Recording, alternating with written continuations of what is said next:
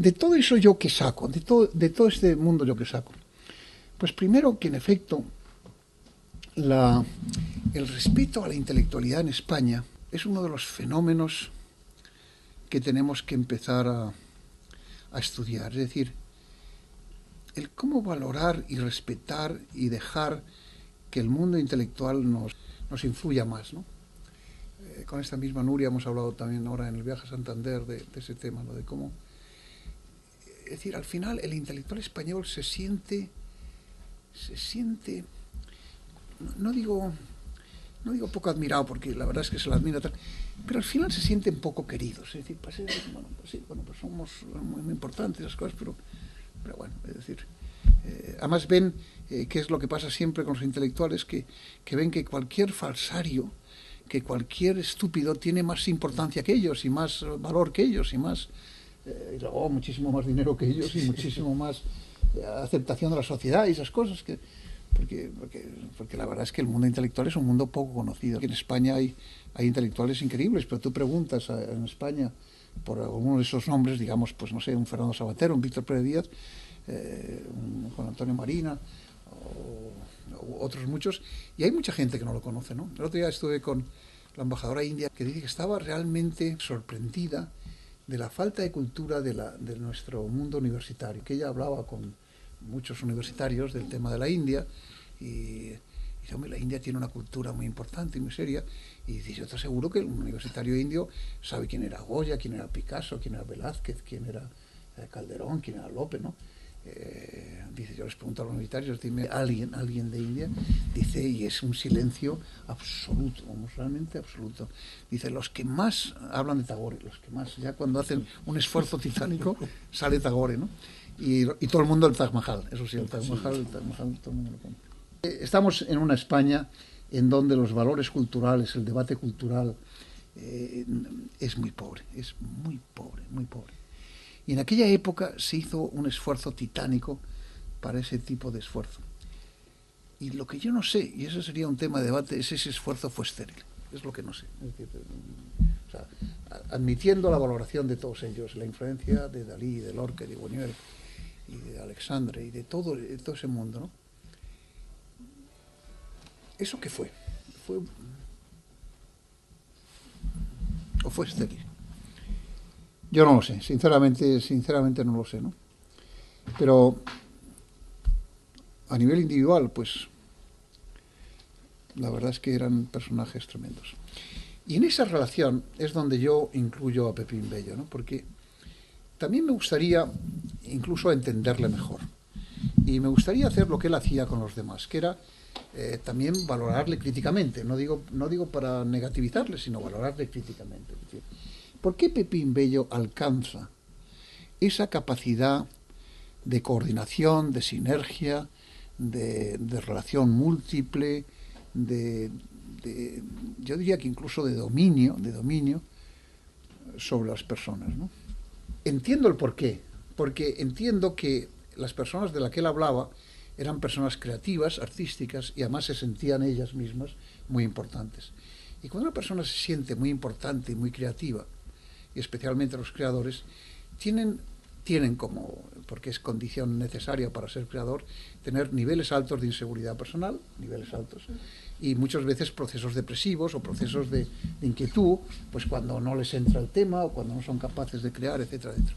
Y entonces al encontrar una persona como Pepín, que les alentaba, les tranquilizaba, les miraba pues con ternura y ese tipo de temas, pues claro, era una especie de bálsamo de fierabrás maravilloso, porque les quitaba realmente todos sus dramas y todos sus temores, ¿no?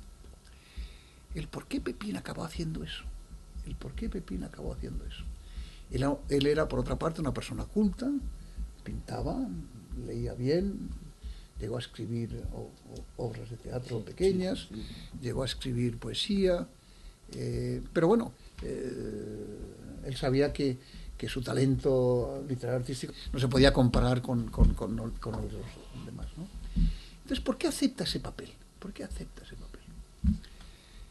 Que es un papel ese papel de consolador de genios, es un papel de coordinador de genios, es un papel desconocido, es decir, no hay muchas personas que se dediquen a ese tipo de tema, ¿no? Tampoco sé si hay otros muchos, es decir, tampoco sé, lo digo y me gustaría saberlo, si en otras generaciones, en países europeos, ha habido también este tipo de figura, es decir, ¿hay algún Pepín Bello en otros países? Yo creo que, ya que os dedicáis a su figura, un tema que podríais investigar, ¿no? Es decir, investigar, a ver si en Francia o en Italia ha habido alguna figura similar.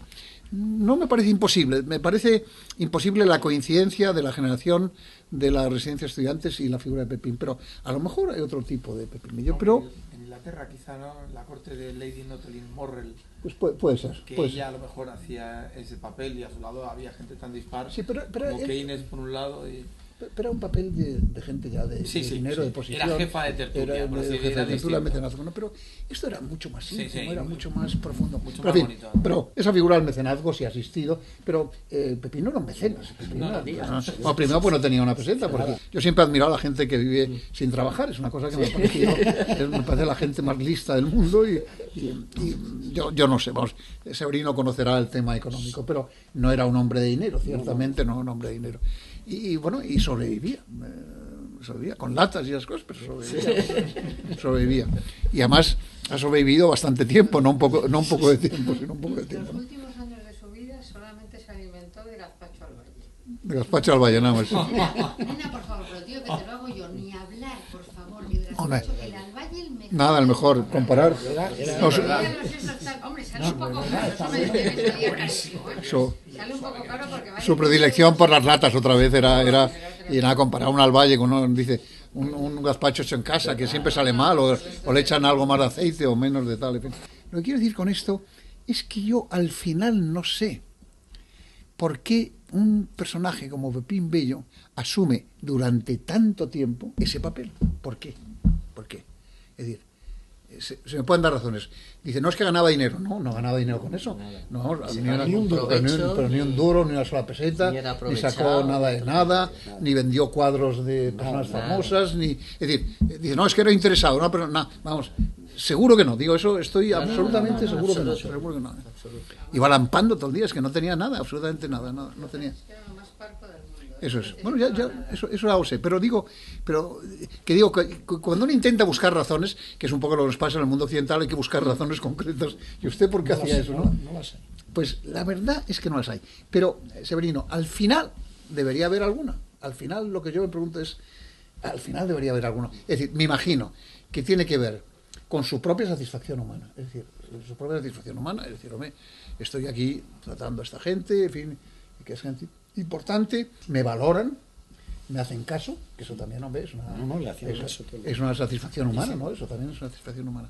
Pero dejo este tema, vamos, bien sabéis que mi amor por Pepín Bello es absoluto y que no tengo eso, pero creo que merece la pena de vez en cuando investigar también los personajes. Creo que merece la pena hablar de por qué una persona como él estuvo tantísimo tiempo haciendo una tarea especialmente, no iba a decir ingrata, porque tiene obviamente su parte de satisfacción, pero hay que reconocer también que, como he dicho antes del Coliseo, hombre, que Lorca está muy bien, que Alberti está muy bien y que Dalí está muy bien, pero una vez que le has conocido, Dalí debería ser insoportable y además incomodísimo y además grosero no, lo digo, que bueno, en la primera vez que conoces a Dalí, yo me acuerdo que le saludaba en Nueva York, en los Pierre, pues hombre, está muy bien, pero una vez que la has visto 2 veces ya, pues oye, Pepín, se acabó la ilusión. No solamente el cómo convivía con los distintos apetitos sexuales de la gente, el cómo él no tenía tampoco, digamos, ni una definición sexual inmediata, no tenía una definición ideológica clarísima, era más de derechas que de izquierdas, pero digamos, pero el de izquierda no fue nunca. Pero bueno, sí, pero tampoco, digamos, de una manera dogmática, no tenía un sentimiento dogmático. Es decir, era un hombre templado, prudente, tal. Es decir, es que es una cosa que es que la madre que lo parió. La madre que lo parió. Es algo decir, de culpa tuvo también su madre, que era seguro. un personaje muy especial. Bueno, por eso digo, Antonio, pues digo, pues, que bueno, se hace... oye, que ya no digo, no, que te he hablado ahora ya tiempo, ya no digo nada más.